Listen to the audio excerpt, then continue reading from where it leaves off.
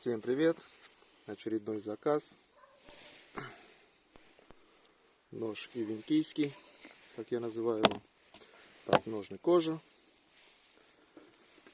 деревянный вкладыш, дренажное отверстие, свободный подвес. Так, сам ножик. Здесь сталь шаха 15 и сувель березы. Темлячное отверстие, заказчик так просил. Так, немного ТТХ его. Клинок 140, шириной 20, 21, наверное, даже. Ну, а толщиной здесь 3,5 до 3 конусом. Рукоять 135 миллиметров.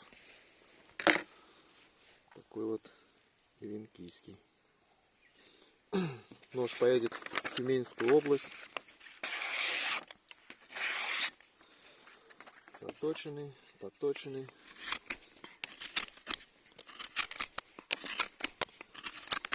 Строгает.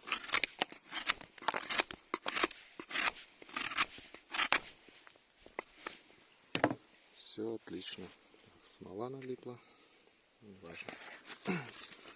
Сейчас нож пакую и отправляю.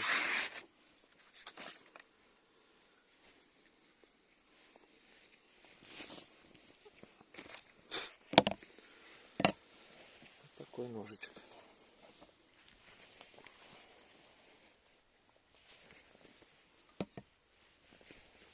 Всем пока.